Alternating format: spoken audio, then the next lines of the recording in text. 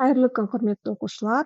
Бірінші турды жақсы тапсырып, демалып, екінші турға өткеніңізді күтіп жүргеніңізді білемін. Менің каналыма жазылып, лайк, комментарий жазуды ұмытпаңыз. Екінші турға бірге дайындалайық. 2 аптадан аз уақыт қалды.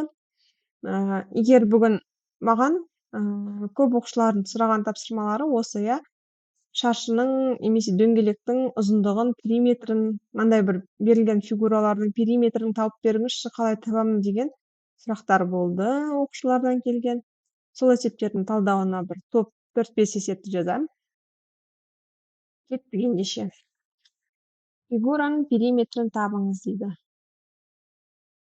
Шаршының боялмаған бөлігінің периметрін табайық. Міне боялмаған бөлігі деп отқан мына жер бізде болады. Мына жер, мынау, түсінікті деп ойлаймын, иә, бізге не табу керек еді? Осының ұзындығын табу керек. Оның ұзындығын табу үшін біз білеміз, мынау тура дәл ортасында тұр, өйткені ол шеңбер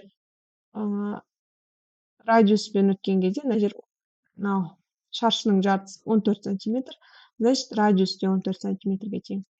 Формуланы білеміз шеңбердің. Біз бірінші шеңбердің несін табайық? Ұзындығын табайық. Шеңбердің ұзындығы бізде 2πr. Балар бізге мына екі шеңберді қосатын болсақ, шеңбер шығады, бізге бір мынандай екеуін қосатын болсақ, мынандай нәрсе шықты. Бізге мынаның жартысын табу керек. Ол үшін мынаны тағы да бөлеміз 2-ге. Сол кезде πr-ге тең болады. Осы жерден сыны табайық. Пи бізде 22 бөлінген 7 деп, ол мына шартында берілген. Көбейтеміз, r бізде 14-ге тең. Мынаған 1-ден, мынаған 2-ден шығады 44. Біз мынаның, мына жердің несін тауып алдық. Ары қарай мына бөлікті, және мына бөлікті қосамыз. Периметр деп қояйын. 44 қосылған 14, қосылған 14, қосылған 28. Қосақ 14-ке 14 қосам 28, 28-ге 28 қосам 56, 56-ға 44 қоссам 100 шығады. 100 сантиметр шығады екен. Ары қарай кетті. Келесі тапсырма. Ұзындық табуға. Төмендегі фигураны жасау үшін сым бүгілген. Ол 3 жартылай шеңберден тұрады. Сымның ұзындығын табыңыз. Бізге мынаны тауып бер деп тұр бізге. Мынау.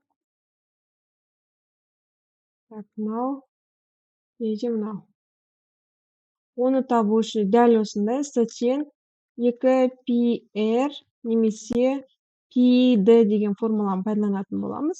Бірақ біз толық шеңбердің ұзындығы болған үшін мына жерді жартыға бөлеміз. Бөлеміз 2-ге. Так, сәтен болады. Так, пи бізде 3,14. Так, 1 минут. Ұзындық таппастан бұрын бізде міне 3 түрлі шеңбер бар. С1 ол бізде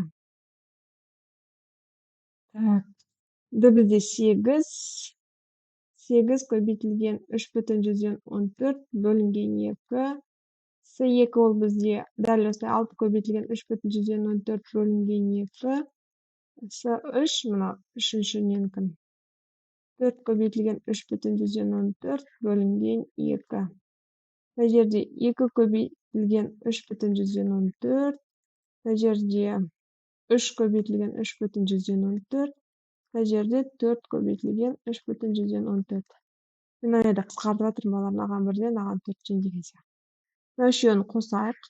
7, 9 болады. 9 көбейтілген 3,14. Неше рет мен үшеуін бір-біріне қостым, себебі маған жалпы сымның ұзындығы қажет. Енді мынаны көбейтеміз. 9-ды көбейтеміз 3,14-ке шығады. Периметр деп қояйын. 28,26-ға тең болады екен. Ответі А. Төменде суретте 2 бірдей тең қабырғалы үшбұрыш және де 2 шаршы берілген фигураның периметрін табыңыз. Бізге мынаны тап деп тұр.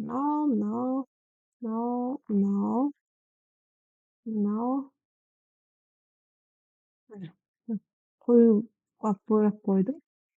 Так, бізге мына жерде шаршының қабырғасы 13 деп тұр. Значит, мына жер 13, мына жер 13, мына жер 13. Мына жерде 13 болады, себебі мынау қабырға 13 болса, тең деп тұрған мына белгі бізге, мынандай белгі бізге тең дегенді білдіреді. Мына жер 13, 13, 13. Және осы 13-тен неше бар екендігін анықтайық. Так. 1, 2, 3, 4, 5, 6, 7, 8. 13-ті көбейтеміз 8-ге, сонда неше шығады балалар? 4 шығады екен. Жақсы балалар, түсінікті деген ойда. Төмендегі суретте жартылай шеңбер және тең қабырғалы үшбұрыш бар. Үшбұрыштың бір жағы 14 сантиметр. Фигураның периметрін табыңыз. Значит, мынау да бізде 14 сантиметр, иә? Значит, шеңбердің бізге диаметрі, иә? Диаметрі 14-ке тең екенін біліп тұрмыз. Бізде формуланы білеміз. Сатен пи-ді бізге неді жарты шеңбер берілген, иә? Міне жарты шеңбер берілген. Бөлеміз, значит, 2-ге. Сатен болады.